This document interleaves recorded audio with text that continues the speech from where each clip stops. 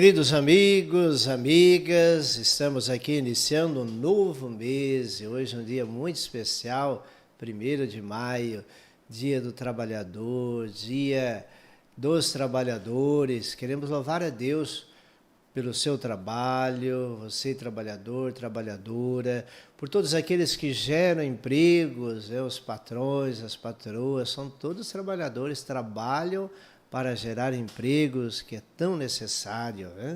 Iniciando um novo mês, novas expectativas, estamos aqui vivendo a experiência do nosso podcast Conexão e Fé. Hoje nós temos a grata satisfação de receber uma grande liderança do Brasil, que veio aqui inclusive em nossa diocese nos ajudar a acolher um novo jeito de catequese matrimonial. Temos aqui o André Parreira, seja muito bem-vindo em nosso podcast Conexão em Fé. É uma alegria poder contar com a sua presença. Seja bem-vindo. Muito obrigado, Padre Ernesto. É minha alegria estar aqui, poder contribuir e também aprender muito aqui na Diocese de São José do Rio Preto. Que bom! E assim, olha, o podcast nosso promete, ajude a divulgar o nosso canal no YouTube sempre, né? Seja esse evangelizador, onde ele mais chegar e a mais pessoas, serão mais pessoas que terão uma ferramenta para conectar com os valores, também conectar com as celebrações, né? Ajude a divulgar e sempre que acompanhar, dê o positivo, like, faça um comentário, tudo isso fortalece o canal. André Parreira, quem é o André Parreira? Quem é o André Parreira? Então, eu venho da Diocese de São João del Rei, Minas Gerais, casado desde 98 com Karina, com quem tenho 7 filhos. Já tenho filho adulto e filho crianças, tenho uma escadinha, né? Alguns dizem que não é escada, que é uma rampa, né? Porque vai direto, né? O mais velho tem que idade? 21. 21 e o caçula? 7 anos, faz 8 agora. Olha que beleza. Dia 13 de maio. Parabéns, hein? Muito obrigado. Então estamos aí, o André Parreira, eu sou professor de Física, minha formação é na área científica, meu mestrado e doutorado é na área de ensino de Física. É a matéria que sempre tive pavor, Física. Pois é, então aqui a gente não vai falar de Física. Não vamos mexer com isso. Não vou mexer com ela aqui, mas eu dei aula há muito tempo, hoje em dia trabalho com equipamentos para laboratórios de Física, dando consultoria em faculdades, em escolas. Mas também há mais de 20 anos já atuamos neste apoio à família, né?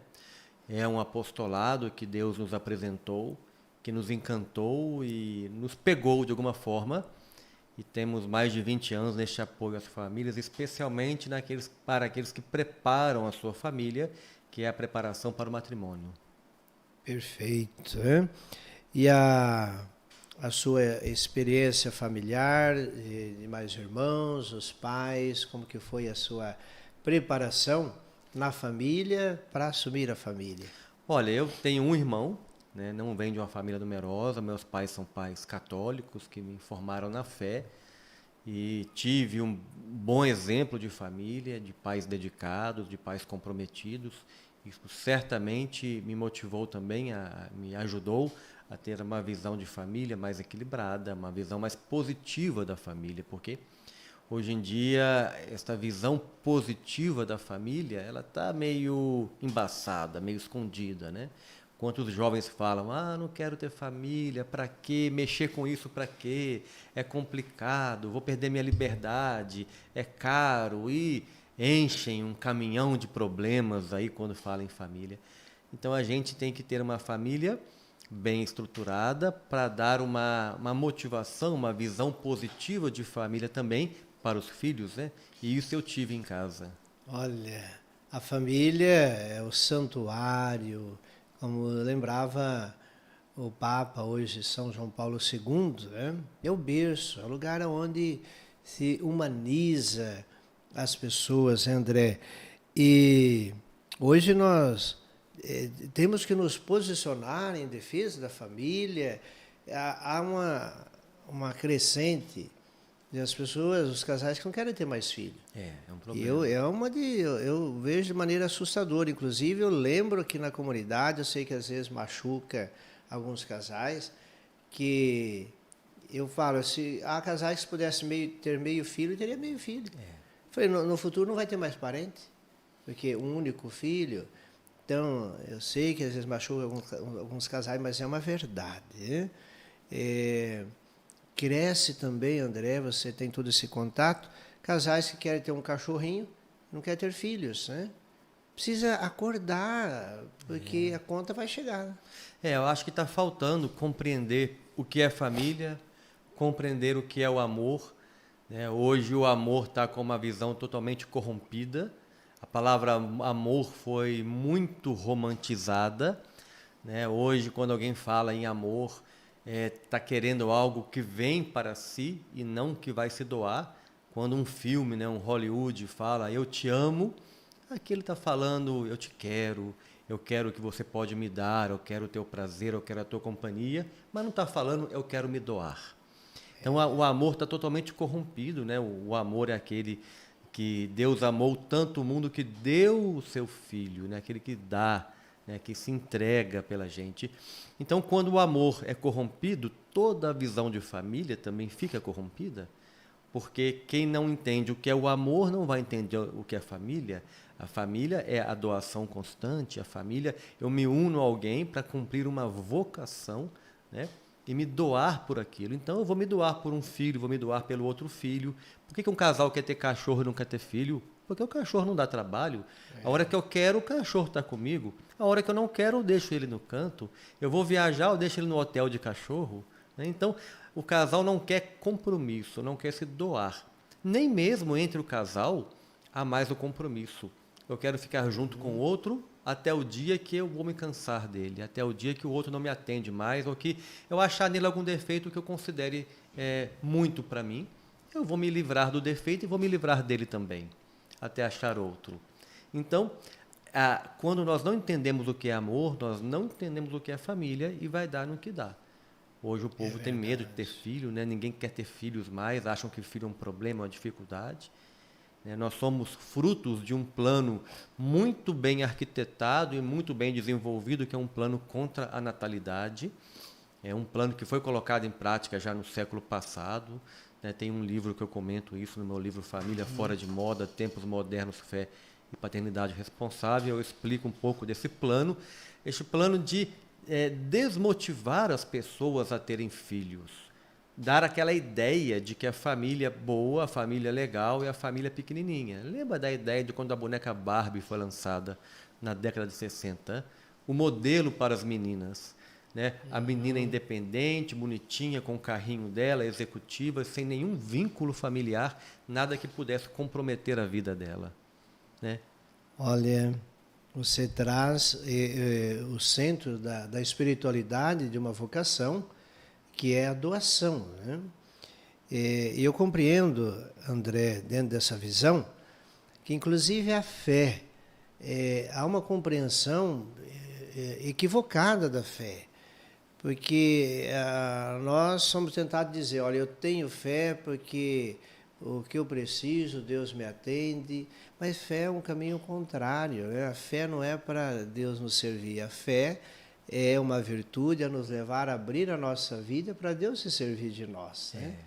E nós fazemos essa experiência, eu gostaria que você também pudesse comentar, de ter essa alegria no gesto de amar. Porque Paulo vai lembrar na carta aos Filipenses, alegrai-vos sempre no Senhor, eu repito, alegrai-vos no Senhor. Qual que é a alegria de Deus? É a nossa salvação, né?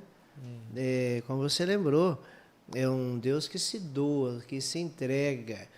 Então, compreender essa alegria nessa experiência de se doar. Né? Porque para ter, como você, a Karina, 7 filhos, tem que abrir mão, tem que doar, tem que abrir mão. Eu costumo dizer, e essa semana, eu acredito que Deus me utilizou como instrumento, um casal que veio para o atendimento querendo entregar as atividades, né? Porque surgiu uma dificuldade com ter um filho, né? Na hora me veio forte assim, diga que ajude eles a assumir a possibilidade de ter o segundo filho. Eu disse, olha, vocês não vão entregar nada da comunidade, porque aqui que está a cura de vocês. Vocês precisam abrir, inclusive assumir o caminho de ter o segundo filho. Se vocês tiverem o segundo filho, Deus há de fazer as obras na vida desse filho. Que bonito. E eles choraram e assumiram, Padre, nós vamos nos abrir. Parabéns. Então, que você trouxesse um pouco essa experiência dessa alegria e de como que é se repartir, né? E quando a gente faz na fé no sentido, Senhor, eu vou ser seu instrumento, não sei como isso vai acontecer, como vou poder cuidar, mas eu confio que Deus não desampara e vou fazer o caminho. É verdade, né? Há mais alegria em dar do que em receber. Na família também é uma verdade. Quando nós temos a mente embotada de ideias erradas, a gente busca preencher com aquilo que é efêmero, com aquilo que é passageiro. A gente busca preencher com os bens materiais, preencher com o sucesso, a carreira, né, o dinheiro. E a gente perde esta possibilidade fabulosa de alegrar com aquilo que é puro, que é dar a vida, né? De ver um filho desenvolvendo. E mesmo que eu tenha que abrir mão de muita coisa, mas eu vi o meu filho desenvolvendo, eu vi aquela pessoa que foi desejada por Deus sendo criada, virando um ser humano bem desenvolvido e mais, se preparando para ir para o céu e estar com Deus. Então, essa alegria do simples, do dia, do ordinário, né? Daquilo que viver o ordinário de forma extraordinária, né? Ou seja, olhar para o simples da vida, olhar para educar o filho, para preparar como algo fantástico. A gente busca alegria em coisas muito mirabolantes, muito grandes, né? Eu vou ficar feliz o dia que eu conseguir aquela casa, ou aquele carro, ou aquele título, ou eu vou ficar feliz o dia que eu fizer aquela viagem. Aí volta da viagem, cadê? Aí vem até a depressão, porque percebemos que aquele bem passageiro não gera uma alegria de verdade na gente. Então, quando nós temos alegria naquilo que é verdadeiro, que é duradouro, a gente vai admirar a alegria, vai admirar os filhos no dia a dia, né? É verdade, tenho que abrir mão de muita coisa para ter 7 filhos. Né? Mas quanto também Deus não abriu mão por nós, entregou o seu filho por nós. É verdade, então, nós estamos fazendo uma faísca, né? Do que, como diz lá no Cântico dos Cânticos, o amor humano é uma faísca do amor de Javé. Então, o que a gente faz, qualquer gesto de amor de um pai, de uma mãe, é muito pequenininho diante daquilo que Deus fez por nós. Né? Então, nós não podemos ter medo disso. Verdade, não ter medo de nos abrir e nos doar.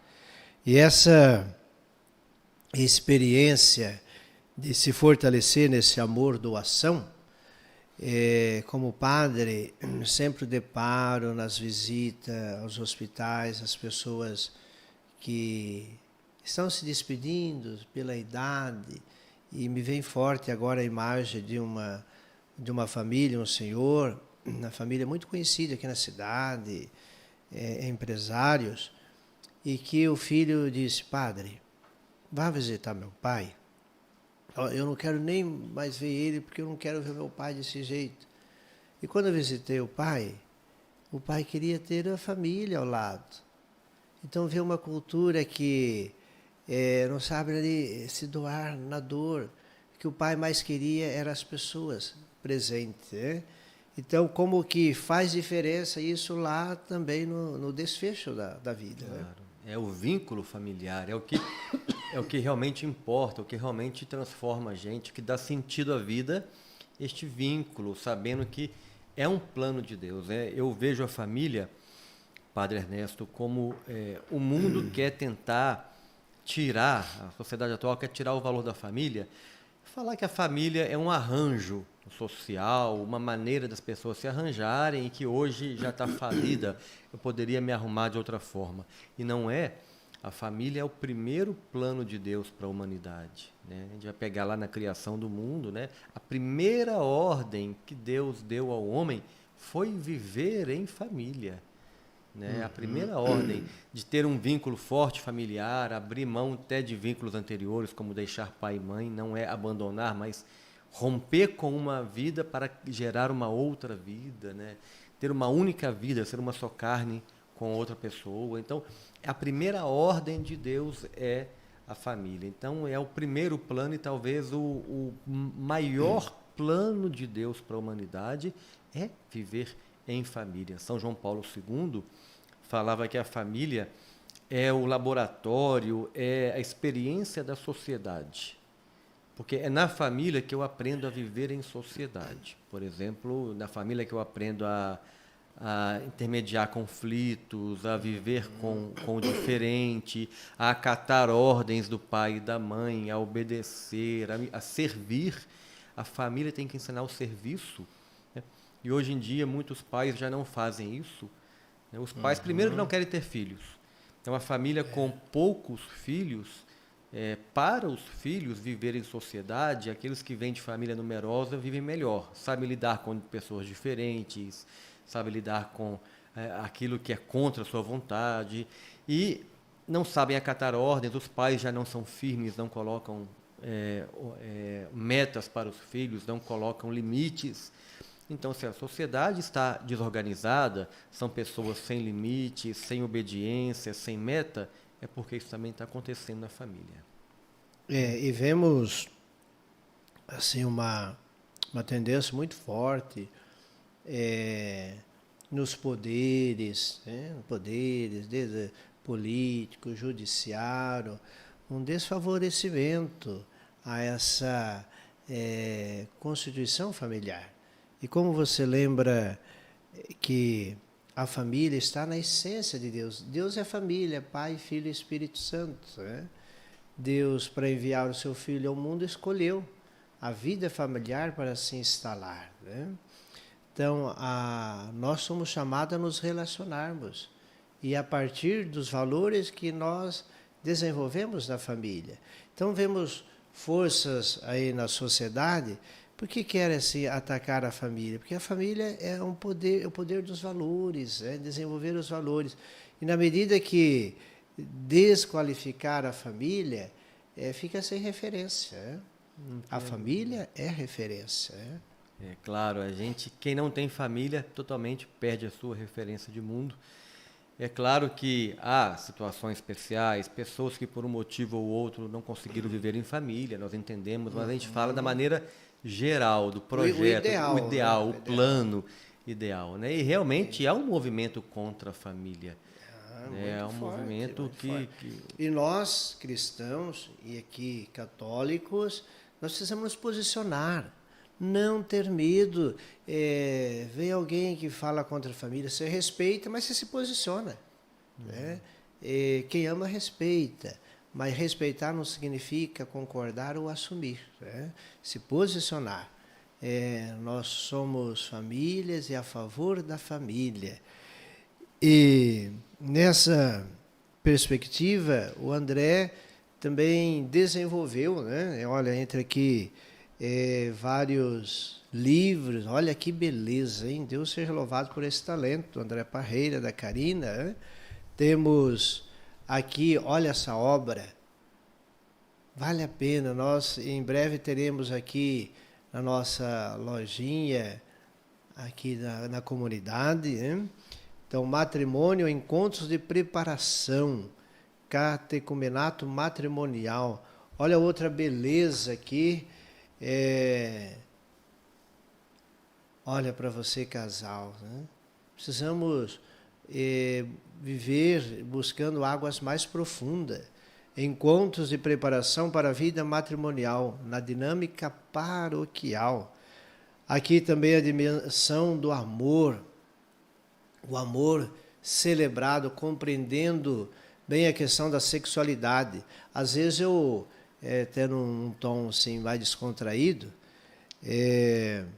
eu lembro que há casais que viram celibatários depois que casam, né? Viram celibatários. Esse dia um senhor falou, padre, fala mais dessa realidade para ajudar nós. Este livro aí é para ajudar realmente. Este livro é uma realidade, porque nós encontramos, nesses 20 e poucos anos de contato com casais, encontramos aí casais que, de um lado, aqueles que para eles nada é errado, tudo pode, nada é pecado, e do outro lado, aqueles que nada é permitido, tudo é pecado.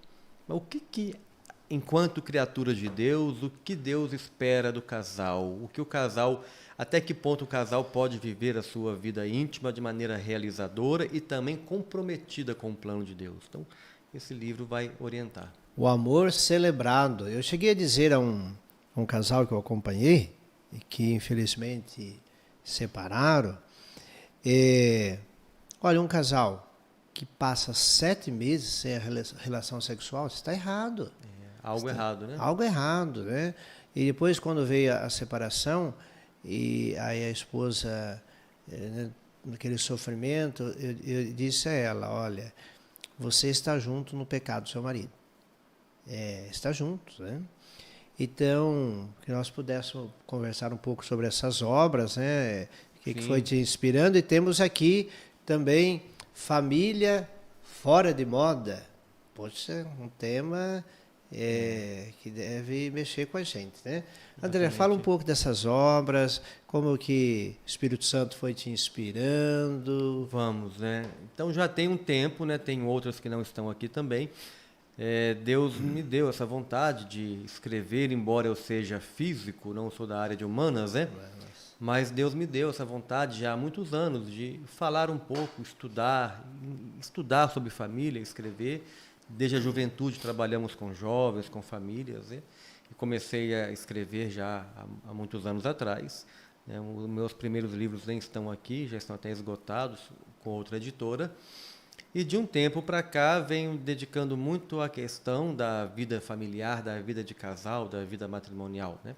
Este livro Família Fora de Moda trata justamente deste plano mundial para dissuadir, para desmotivar as pessoas a terem filhos e entendendo qual que é o compromisso do casal católico diante da vida, né? Da vida no matrimônio, da abertura à vida, entender um pouco a doutrina da igreja, que está na doutrina do matrimônio sobre a abertura à vida. O que o casal se compromete quando ele assume o matrimônio, que tem muita gente que quer ver o matrimônio como self-service, né?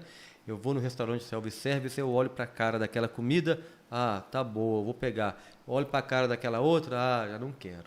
Então tem gente que vai para o matrimônio dessa forma, vai no altar, promete tudo bonitinho, decoradinho, promete, mas não vive. Essa parte aqui é legal, eu quero viver. Aquela outra parte me compromete muito, eu já não quero viver. Então, o que o casal assume quando assume um matrimônio? Então, este livro trata um pouquinho, relata a nossa história dos 7 filhos, quantas críticas já recebemos por ter 7 filhos. Depois do 3º filho, o pessoal já não elogiava, já horrorizava com a gente, né? Que cara maluco e tal, como vai fazer? Vai pagar a faculdade, vai criar, é um monte de problema, ninguém vê a beleza de ter filho, raramente alguém elogia hoje em dia. A gente viveu uma jornada de críticas até que as pessoas fossem entendendo o que é a abertura à vida. Depois do livro O Amor Celebrado, o senhor bem colocou a questão da sexualidade para o casal católico. O que o casal católico pode viver na sua vida íntima, né? Lá nós temos um discurso do Papa Pio XII no ano de 51, olha quanto tempo tem, que já falava que a vida íntima, a sexualidade é fonte de alegria e prazer, que o casal não faz nada de mal em buscar este prazer. Então, olha quanto tempo o Papa Pio XII já falou isso, em 51, e até hoje tem gente que vê a vida íntima como um mal que é tolerado, né? Como, de certa forma, um pecado que não é pecado porque tem que gerar a vida. É muito confuso na mente das pessoas isso ainda. Então, nós temos que mostrar a beleza que era a vida íntima, mas é uma beleza comprometida, uma beleza que também gera compromisso. Então, o casal tem que viver a sua vida íntima, tem que estar bem, tem que se relacionar, tem que se satisfazer, mas também lembrando que não é só a diversão, o prazer, mas também tem que ter a dimensão do compromisso. E esse livro traz em 25 perguntas muito diretas, muito assim, francas, claras, sobre o casal pode fazer na vida íntima e o que ele não pode fazer na vida íntima diante da doutrina católica. Olha, Né? esse tema da sexualidade é um tema muito intrigante de realmente compreender se Deus assim criou, ele tem um plano sobre Exatamente. Esta dimensão da nossa vida. E compreendendo, André, e você trata nesse livro, que a sexualidade é muito mais do que o sexo. Né? Exatamente. Essa é uma dificuldade no atendimento pastoral.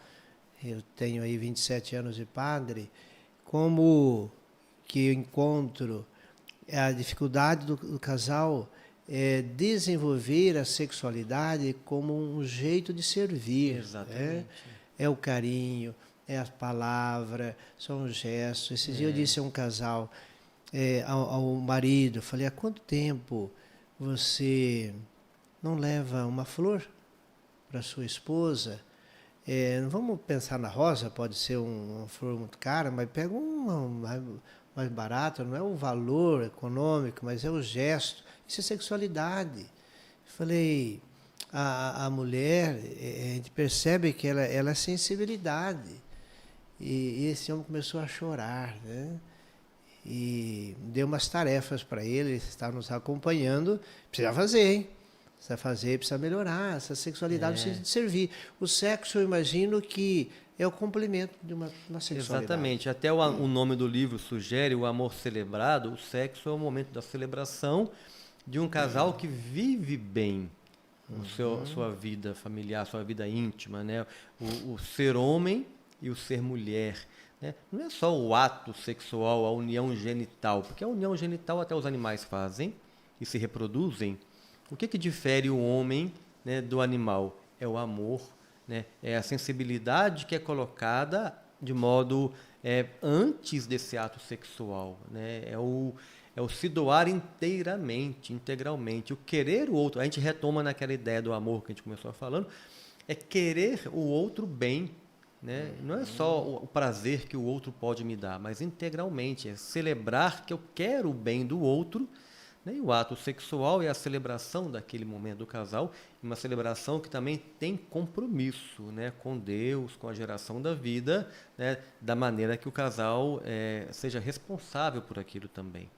Então é muito importante entendermos isso. Esse livro, O Amor Celebrado, o prefácio dele é de um bispo aqui da região, Dom Milton de Barretos. Dom Milton, Dom Milton pregou um retiro para nós. Muito bem. Pessoa de uma espiritualidade admiradora. E ele é que fez o prefácio deste livro de Dom Milton. Né? São vários padres também que foram os revisores. Aí está o livro apresentado por Dom Milton. Dom Milton aqui, né? Um abraço ao Dom Milton, toda a nossa... todo o nosso respeito ao Dom Milton, Quenan Júnior, bispo de Barretos. Né? Olha, e esses livros aqui, André, para as pessoas conseguirem adquirir, entrar... Esse aqui é da Quadrante, da né? Quadrante. Da Quadrante, né? Então teriam que... colocar meu nome na internet, André Parreira, vai achar, porque os livros estão aí nas lojas todas, nas lojas de internet mais famosas. Né, estão todos ali. E este livro da catequese matrimonial, este aqui de baixo, esse foi o primeiro que o senhor apresentou, que este livro é realmente ele é um guia de trabalho para a catequese matrimonial. Né? Alguém pode estar nos ouvindo e perguntando o que é catequese matrimonial. Isso, é bom. Eu acho que a gente também pode comentar um pouco sobre isso, né? Nós conhecemos muito bem a catequese. Quando a gente fala catequese, vem em nossa mente a catequese da primeira comunhão, né? Ou a catequese de crisma. Então, a catequese é um caminho de formação, um caminho catequético. E hoje falamos também na catequese matrimonial. Agora, não é só hoje que a gente fala de catequese matrimonial. Essa ideia de preparar para o matrimônio já tem mais de 50 anos. Né? Ela começou no Concílio Vaticano II, com a sugestão de uma preparação mais cuidadosa, mais prolongada para o matrimônio. Então, já na década de 70, já tem documentos pedindo que a preparação para o matrimônio não se reduza a poucos momentos, a poucos encontros. Então, é antigo, o padre, não é? Hoje a gente fala assim, nossa, tem uma novidade aqui na igreja de preparar para o matrimônio.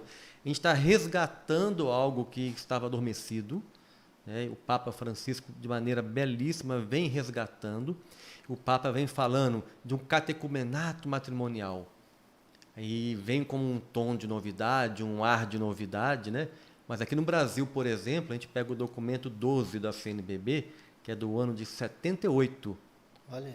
que chama Orientações Pastorais sobre o Matrimônio. Eu acho que é este o nome. De 78, o documento 12, já fala do catecumenato matrimonial em longos encontros para namorados e noivos que pode ser feito na casa das pessoas. Olha que surpresa, em 78 já tínhamos, há 45 anos atrás, já temos no Brasil a orientação. E 45 anos depois, ainda temos cristalizado em muitos locais do Brasil a ideia dos cursos de noivos, né? Que não digo que sejam ruins, mas são poucos, são insuficientes. Né? Quem vai se casar merece algo maior, mais completo, uma catequese com calma. Né? Imagina se eu reunisse os catequistas de Crisma para, num único fim de semana, dar toda a formação para eles. Seria adequado? Não tem como. Né? Eles iriam ter tempo para refletir, para absorver? Não teriam como trabalhar aquilo. E em casal é pior ainda, porque é importante que o casal tenha tempo para, entre eles, dialogarem sobre cada tema que é estudado. Então, é importante a catequese matrimonial, onde cada tema é apresentado de pouco a pouco, e o casal tem um tempo para aprofundar, uma tarefa, uma semana, 2 ou 3, para falar daquele tema, um por um. Né? Perfeito. Falando sobre a catequese matrimonial, até uma pergunta. Eu atendi, me vem a imagem agora de um dos casais que atendi agora na Quaresma, e eles estão lutando para ter filhos, né? E partem para os tratamentos, e principalmente o homem me dizia, olha, nós estamos gastando que não podemos, né?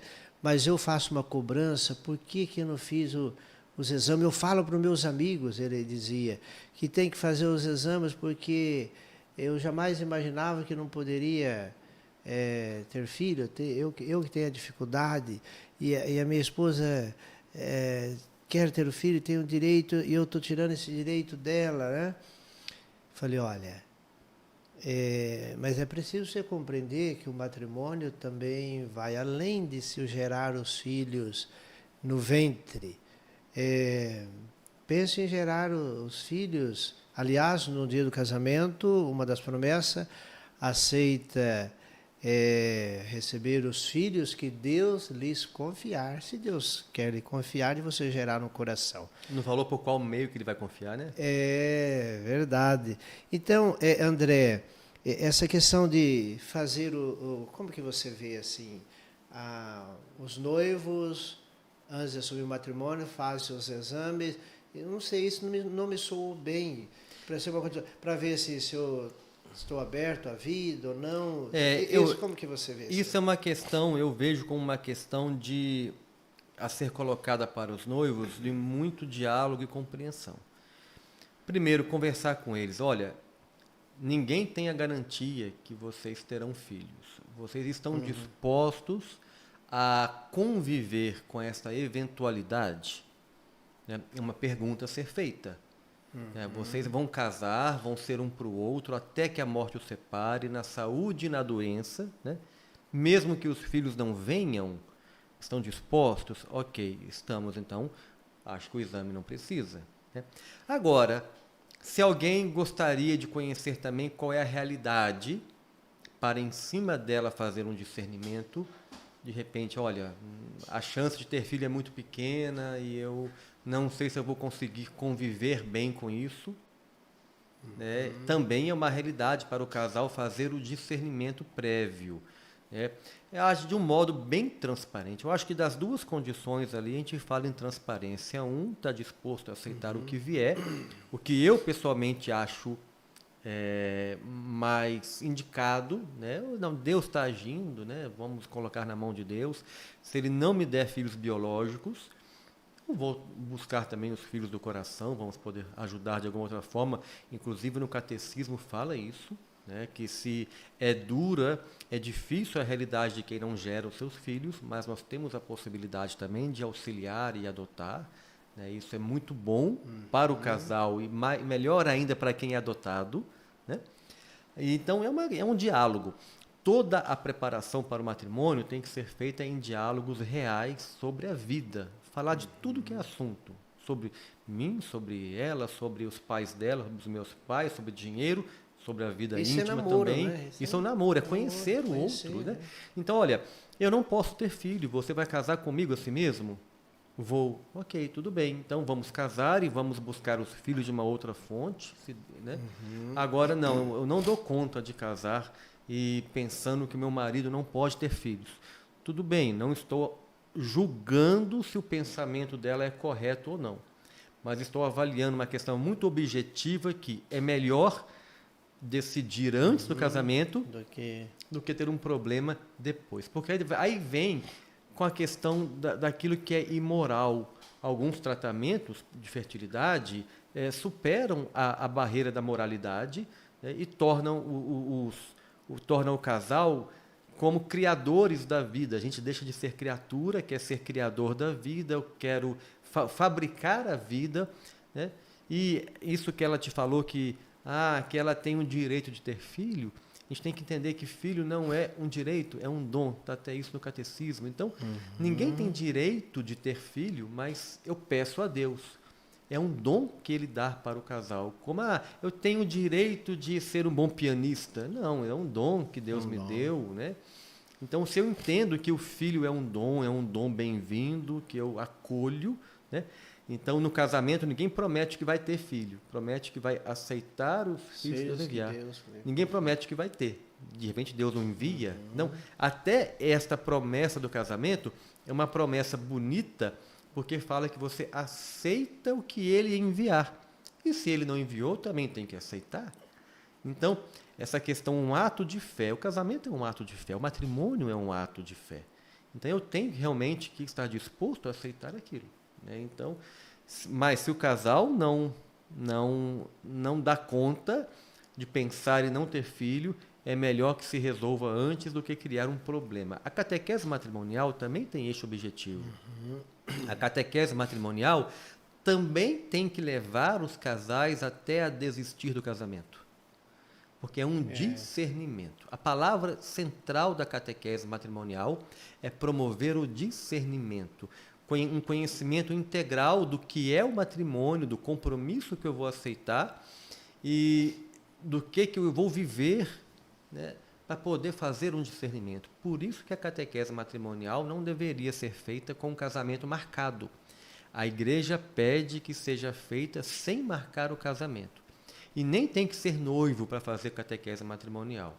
O que a igreja recomenda atualmente é que todos aqueles que têm o casamento em vista, a igreja chama de candidatos ao matrimônio, todos aqueles que pensam em casamento, eles podem fazer a catequese matrimonial para fazer o seu discernimento. O casal, né? Claro que é o casal, conversar, se conhecer, para entender e daí discernir o passo que vão dar. Olha, muito bem. Nós como comunidade, a gente espera, marcou o casamento, vamos fazer a preparação, né? E aí fecha um pouco a possibilidade de discernimento, né? Porque quem vai dar um passo atrás, né? Tudo marcado, né?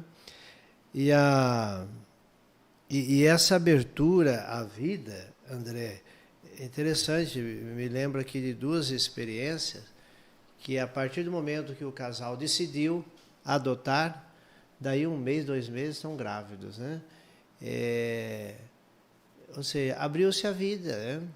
Às vezes estão fazendo todo um caminho, mas não estavam abertos. Abriram, a gravidez aconteceu. Um dos casais, me lembro, que ficaram aí 8 anos tentando ter filho, não conseguiram, decidiram adotar, hoje tem 4 filhos. Olha que bonito.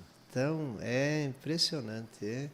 E eles me questionavam, mas por quê, Padre André? Eu falei, olha, foi de fato o momento que vocês abriram a mente, o coração para a vida. E Deus, né, lhe deu a graça de por ser uma família aí de Tem que viver nas mãos de Deus, né, padre? eu lembro de um outro casal que não tiveram filhos, gastaram com os tratamentos. Um dia eu disse para eles, para, né? Como a resposta não está vindo, como pensam em acolher o filho que Deus lhes confiar, né? E aí eles entraram na fila da adoção e quando apareceu 3. Falou, olha, tem aqui, mas são 3 irmãos, não tem como separar, chegou a vez de vocês. E me lembro que o marido me ligou, Padre Ernesto, olha, eu estamos dispostos, mas é 3 não.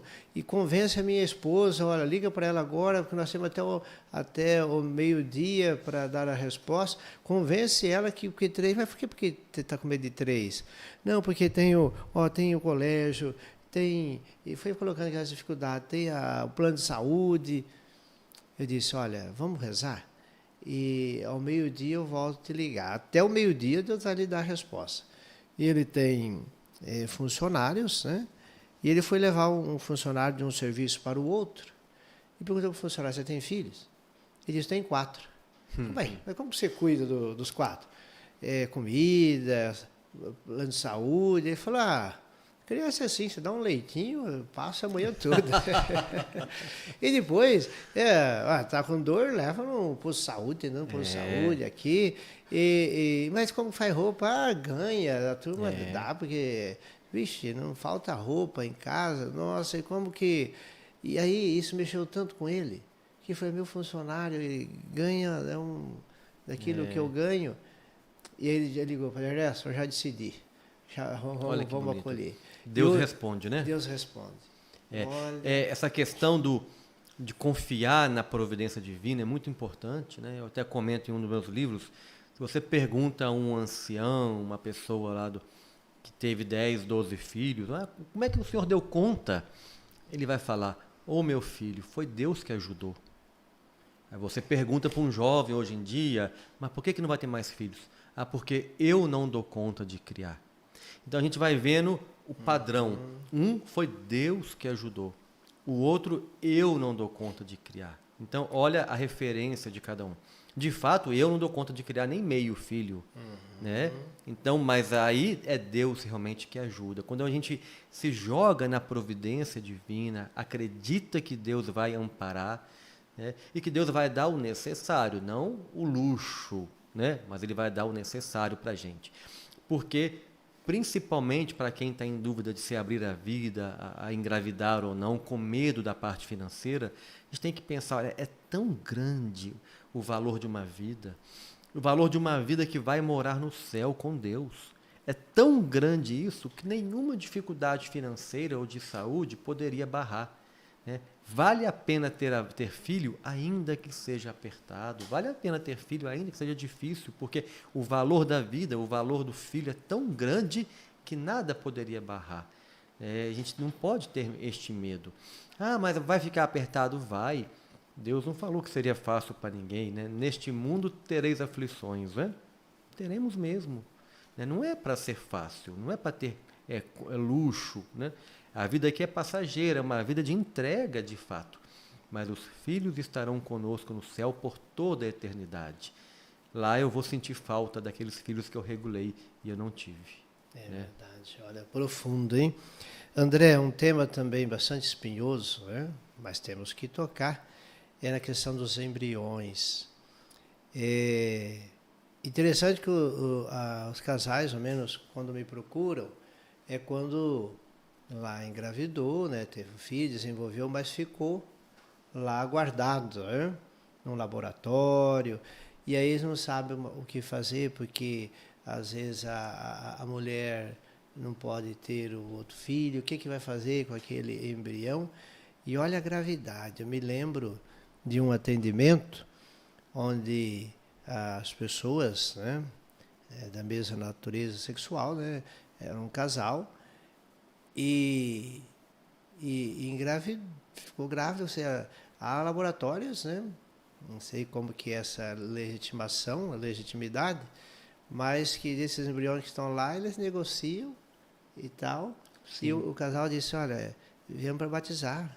A igreja batiza? Falou, lógico, a igreja ela não nega batismo para ninguém, mas eu fico assim, pasmado, né? Olha assim, você fica guardado o embrião, pode decidir não ter, é uma vida, a vida, e há laboratórios que vendem isso aí depois. E depois de um tempo, tem uma palavra pesada, mas se chama descarte.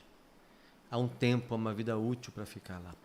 É muito triste quando o ser humano brinca de ser Deus. A gente voltando na criação, qual foi o grande pecado no paraíso? Qual foi o pecado de Eva e que levou Adão a pecar junto com ela?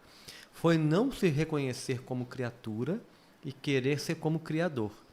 Ela podia fazer tudo, mas naquela árvore, a árvore do conhecimento do bem e do mal, ou seja, é aquilo que a diferenciava do seu criador. Eu tinha tudo, mas eu queria ter a inteligência do meu Criador. Então, o pecado de Eva, junto com Adão, é o pecado da soberba, da desobediência, de querer ser como Deus, né? E este pecado está se repetindo no dia de hoje, padre. Olha, eu não posso ter filho. Tudo bem, eu sou criatura. Não veio. Eu posso até fazer um tratamento para estimular a ovulação, para aumentar a minha fertilidade. Tratamentos, né? Mas não, eu quero fabricar. Eu tenho o direito de ter filho. Eu acho que eu tenho direito e eu quero fabricar o meu filho. Aí eu vou entrar pelos métodos artificiais para fabricar o filho. E toda vez que eu tenho aquele encontro do espermatozoide com o óvulo, ali eu tenho, pela biologia, não é pela religião, ali eu tenho uma vida, né? Fecundou. Encontrou, fecundou. É uma vida que está ali. E não dá para ser outra coisa. E pela fé, nós sabemos que toda vez que surge a vida, ali tem uma alma. Nós temos a alma colocada. Então, aquele embrião, este nome bonito, embrião, depois chamam de feto, isso para mim tudo é um único nome, é um bebê. São bebês congelados, filhos de Deus, né? Criaturas de Deus ali que têm alma, né? Que estão ali congeladas, para satisfazer a vontade de um casal que acha que tem o direito de ter um filho. Eu depois descarto 5, 6, 10. Porque na questão no processo são fecundados vários para tentar achar o mais viável, tentar implantar um, se não dá certo, implanta outro, né? Ou seja, vira uma fábrica, um self-service de crianças.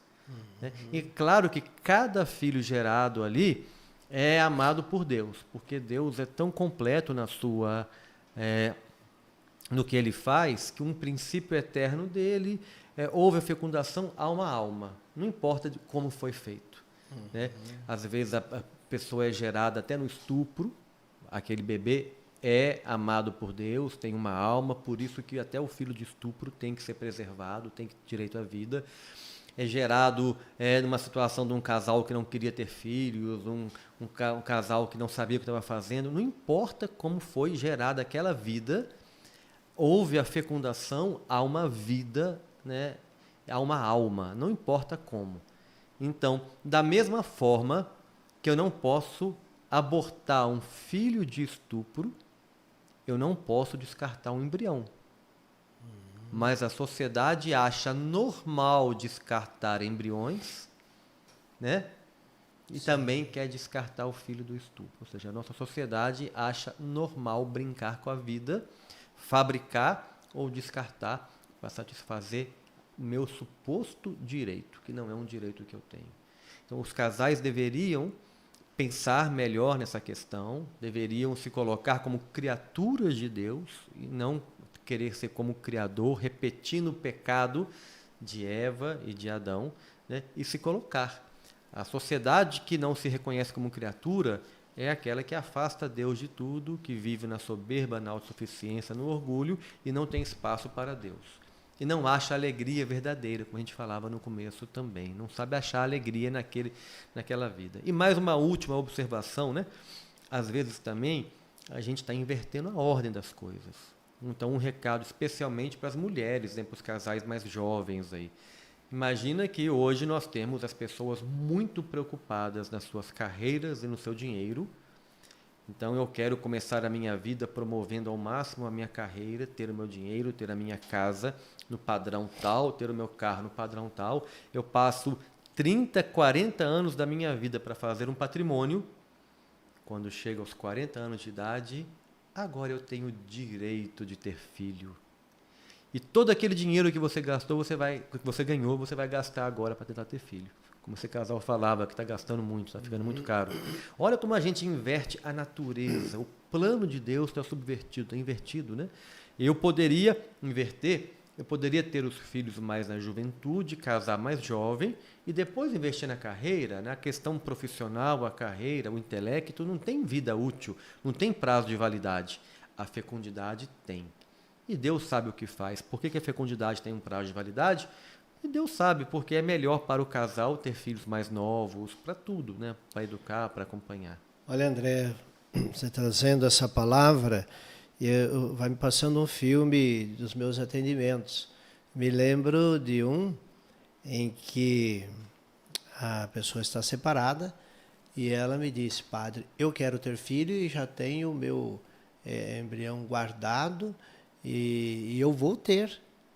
Então, está guardado, eu sei que até, de fato, é um prazo, eu fico assim, olhando, eu falei, preciso amar essa pessoa, mas dentro da gente dá um sentimento assim de dor, né? De como a pessoa está vendo a vida, né? Até como uma posse. Eu já tenho guardado, né? Eu só estou me estruturando, né?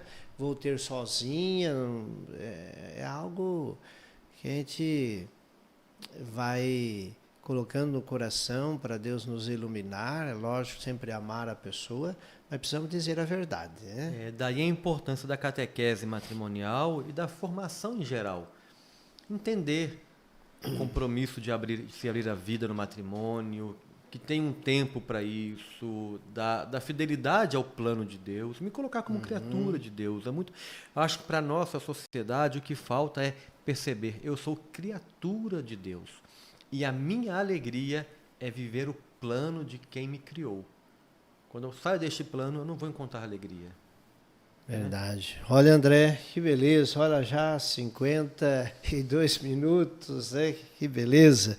André, depois nós queremos até ver a possibilidade de marcar aí um dia, um domingo, para vir a gente reunir uns 50 casais, trabalhar bem esse tema, a questão da vida, de como lidar.